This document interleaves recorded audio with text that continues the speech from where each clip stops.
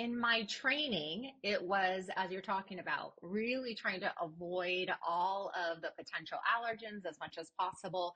And then it shifted once I became an attending physician into earlier introduction of allergens.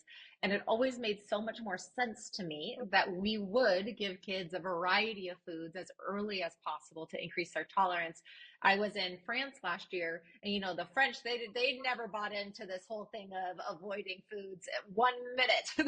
they're absolutely on the train of give those kids all the different foods as early as possible. And turns out, according to the new science, that they had it right.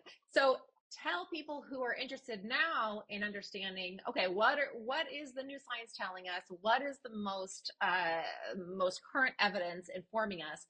What are the guidelines that pediatricians are following now and that the immunological and allergy societies are recommending for babies in the introduction of allergenic foods?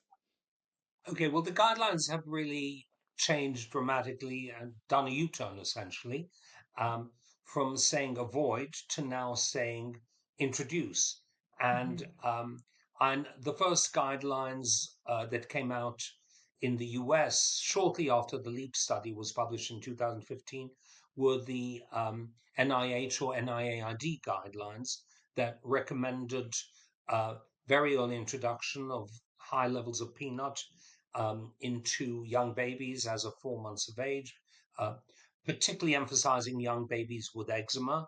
Um, and that was adopted subsequently by the American Academy of Pediatrics in 2018 or 2019. Um, the USDA too, which suggested introducing allergens into babies' diets around the time of weaning, and actually by all the specialist guidelines that deal with allergy, the college, the American Academy, um, and Canadian guidelines, and now internationally, Australian, Japanese guidelines. The European guidelines also speak about this. And since the LEAP study, there have been a number of studies published looking at egg, looking at peanut, looking at multiple foods. And a recent systematic review published actually um, concluded there was high level evidence to introduce peanut and egg early on, and uh, moderate to good evidence that one should introduce multiple foods early on around the time of weaning. And the time of weaning, well, people say 4 to 6 months. I personally, and I speak for myself here, for Mm-hmm. babies who are developmentally ready, I say 3 to 6 months. Um, and one of the things we know, and this is something we discovered during the LEAP study, and I was really astounded to find out how early these food allergies develop. Uh, they Mm-hmm. develop very rapidly and explosively in the first 4 to 12 months of life.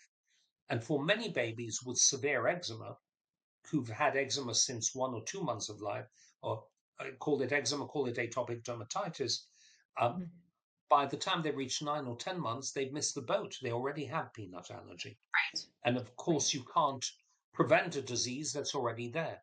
So early introduction turned out to be key.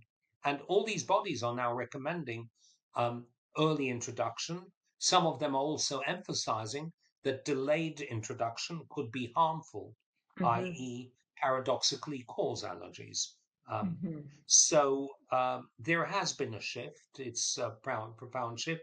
It's one thing, however, for policy to change, another to put this into practice and to actually translate it into the population at large and reap benefits, from a public health perspective.